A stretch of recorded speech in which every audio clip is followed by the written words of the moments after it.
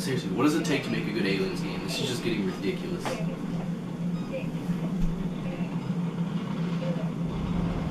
Oh! Oh!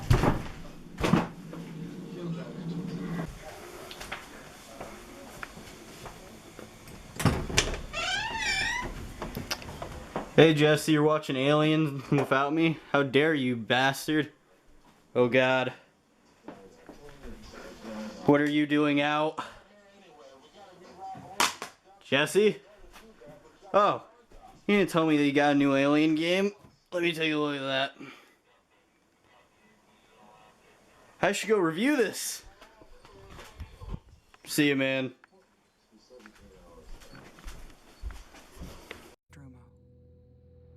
Signing off.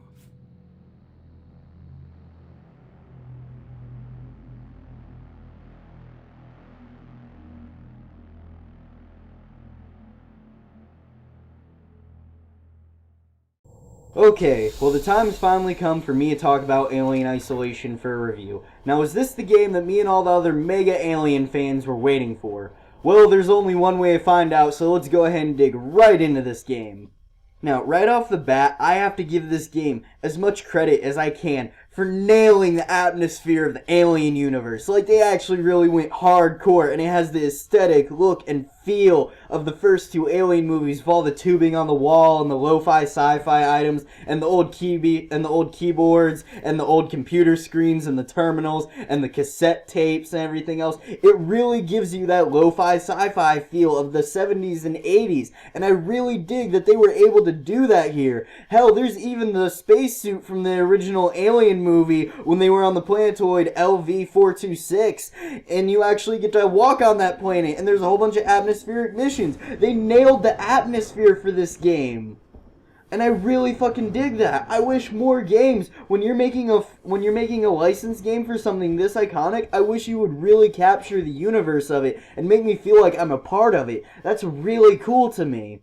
Now, with that being said, how did the graphics hold up? I also really like the graphics. They aren't the best in the world, but they're still pretty good, and I played on PS4, so I can't compare to the PC here. But on PlayStation 4, the graphics still looked pretty good. It ran at a good frame rate. I only had a few minimal problems like texture phasing and clipping, and a couple cutscenes were jerky, and the voice sync wasn't as good as it could have been. But the actual graphics, gameplay, and sound design are magnificent. And oh my god, the sound score is so good and heightens tension when it needs to.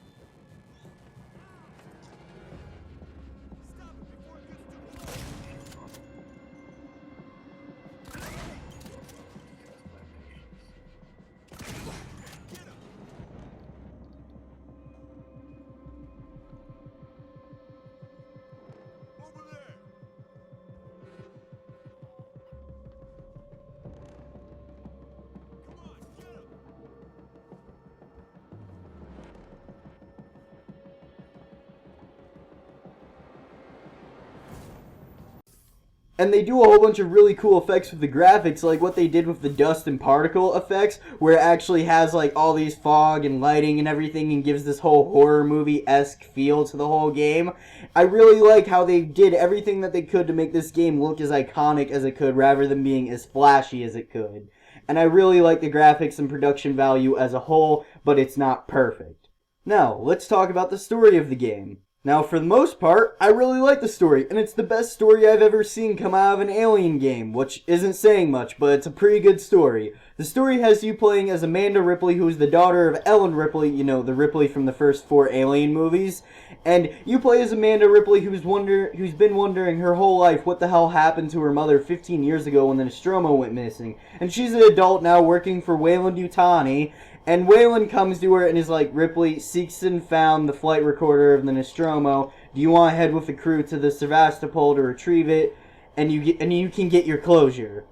So, she's immediately excited to finally get her closure. You go to get your closure, and something is wrong on the station. Something has gone very, very wrong in true Alien fashion. and this paints for one of the best alien stories for a video game I have ever seen, and I kinda wish that this was a movie in the franchise too. And for the most part, the story's really good. It has a couple pacing problems. It drags on for a bit longer than it needs to, coming in at the 20-hour mark. But for the most part, the story is really good. The only time it gets annoying is when they use the story and make you do backtracking, and I get that that's meant to paint the atmosphere more, but it still gets annoying that you have to backtrack and other things like that. Now, the major problem that this story has is its ending. Oh my god, the ending. It's very underwhelming, and it was a very disappointing way to end this game for me, because the whole game's really good up until the last 30-minute mark, then they shoehorn it and basically do a DLC. They basically sequel and DLC bait the ending, so even if this game doesn't get a sequel, they can sell you DLC and wrap up the story, and I really fucking hate that. If you're gonna do the prequel story, which by the way, I love you doing the prequel story. One of my favorite prequel stories was Metal Gear Solid 3, but if you're gonna do the fucking prequel story about a character that I know the whereabouts and fate of by the beginning of the second movie, you need to make the shit come full fucking circle. Don't do 95% of the story and be like, hey guys, buy the second part or the DLC, whatever we decide to do. Hey, you should buy it. Oh my god, I fucking hate it when they cash grab at the end of a game like this. And it makes for one of the worst endings. You don't give someone 95% of the story, then sell them the last 5% for like another $10. You don't do that shit. Who writes a fucking story like that? Okay, I gotta calm down from that. But other than the ending and a couple pacing issues, the story is great, and I really think that anyone who wants a game for the story will enjoy it. Okay. Now, let's go ahead and talk about the gameplay. The gameplay is really good. It's not perfect. It has a couple flaws in level design. It felt a bit too linear for me. But I really do like the gameplay a lot as a whole. And the gameplay is going to have you sneaking around, scavenging items off of bodies, crafting items, sneaking around the humans, androids, or the Xeno. And it's going to basically have you strategically sneaking around, hiding, crafting items, doing a little bit of fighting, and basically just surviving your way till the end. You don't ever feel overpowered unless if you're playing on easy difficulty, which shame on you if you did. But unless you're playing on easy difficulty, you never feel like an overpowered badass at any time. It's not like you can mow everyone down and just proceed through an area. Everything remains a constant and pertinent threat, so it always has you on edge. Also, this game keeps you on edge with its saving system, because this saving system has no checkpoints or autosaves. You wanna know what your save points are? You run up to a telephone booth, slot your card in, and you save. If you die, if say you do that save, and then you go on like another 40 minutes, and you die right before you get to the telephone booth, you gotta go back and replay that. And it really adds tension and keeps you on your toes and keeps you in the experience. Sure, it's gonna frustrate you a little bit. I will admit, there's times where it frustrated me, but with a little bit of learning and determination, I could get around it, and I felt like I actually felt like I traversed an obstacle and felt a challenge. So that's why I'm not really going to bitch the save system out, because it's needed to help boost the atmosphere and keep you in the experience and keep you scared for this horror game. Now, before I talk about the androids and the Xeno and wrap up this gameplay with the collectibles and other stuff like that, I need to talk about the crafting system. Because the crafting system, I do like it. It's a little bit clunky. It could have been that I was on a PS4 instead of like a PC. But the crafting is a little bit clunky. I do like it for the most part, where you get to build items and give you more of that survival feel. But my only problem with it is I really didn't have a use for the smoke bomb, flashbang, or flares. They were almost completely useless to me. I always had full stock of them. I only used them a couple times in the game when I ran out of supplies for everything else, but they were never really needed, and they were the most useless items in the game, especially seeing as how you need items like the stun baton, the EMP bomb, the EMP mines, the pipe bombs, and the Molotovs, the flamethrower, revolver, and everything else for survival. All of those are survival items. Those are kind of distraction items or light up an area item, and you don't really have a use for them, and they don't really help you out that much, but I guess if any player likes them, they're there.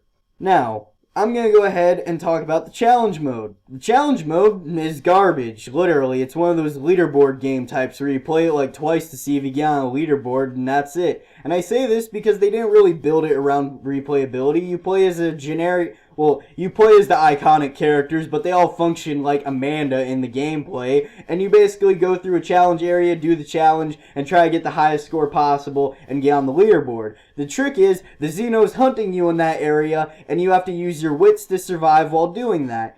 Is it a nice idea? I suppose, but it didn't really keep me invested and didn't really add on any replayability value. Now, collectibles. For the most part, the collectibles are throwaway. Remember in the Battlefield 4 review that I did not too long ago, I was like, if you find a dog tag, it's all like, cool, I found a dog tag. It's the same feeling if you find an ID tag or audio log or whatever, or a text log. You wanna know why? This has all been there, done that, and been done to death in the industry. There's very little new stuff. Granted, there is one really cool collectible where you get audio logs from the crew of the Nostromo with the actual actors voice acting here, and I really like that, but one collectible doesn't make up for like 3 not so great collectibles for me. And I mean, the audio and text logs aren't bad, but they aren't new and they don't present anything new on the table. And the ID tags are just throwaway. Now, we go ahead and get to talk about the Working Joes. And the Working Joes are basically cheapo androids that are going to be more of a threat than humans because, like I said, most humans you can get in a gunfight and kind of work your way around it or sneak around them. The Working Joes, some of them are friendly, some of them aren't, but they're being controlled by an evil AI and they can become a threat at any time. And they are scary when you first meet them, but they don't hold the scare factor. But they are always a threat throughout the game, and I really like them for that. And it's terrifying as fuck when you see one of these guys coming at you, just plowing through like a full like set of headshots coming at you just for them to like die and slump over right before they get to you.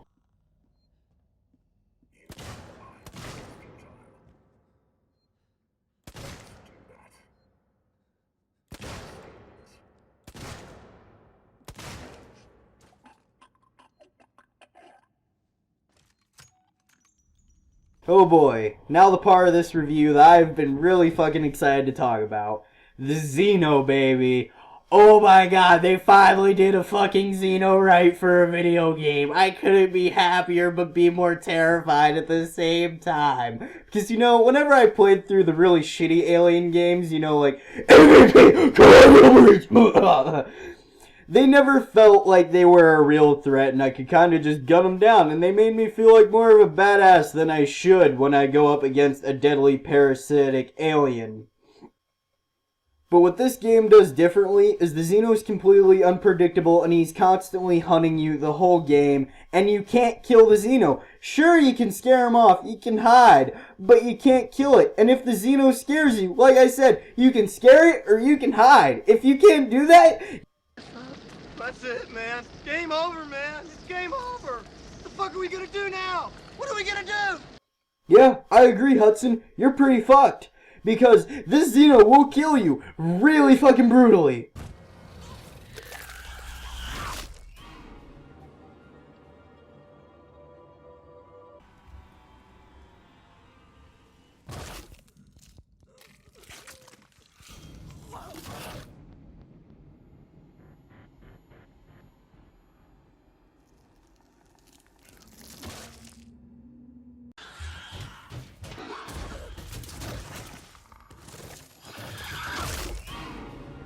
And he didn't scare me so much as with how he looked, because I know the look of the aliens, and they scared me when I was a little kid when I watched the first 2 movies. But how the Xeno scared me was his sheer level of unpredictability and how he was always a threat, and at best I could hope to scare him off or hide from him. I wish more games would make their threats like this. Give me options to be survivable, but don't force me to hide, and don't make a hiding spot a safe haven, unlike other horror games like Outlast.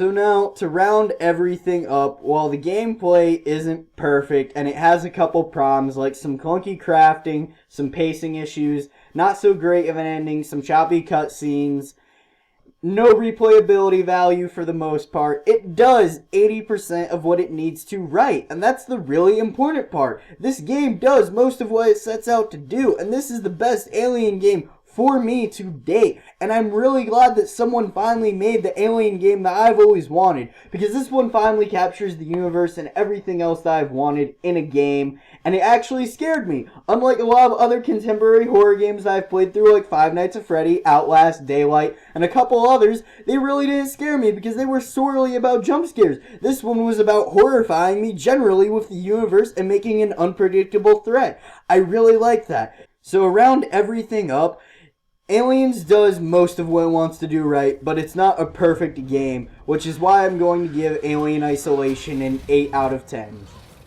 And honestly, if you have any hope for the Alien franchise ever becoming a better video game franchise, you need to buy this video game and support it. And thank you, Creative Assembly and Sega, for making the video game that I've always wanted for the Alien universe. But like I said, this is the Alien game I've always wanted, and if there was anything in the review that you feel that I missed or you have a question about, feel free to ask me in the comments and I will do my best to answer your questions. So I hope you guys enjoyed this review overall, and I'll see you guys in the next whatever video I do.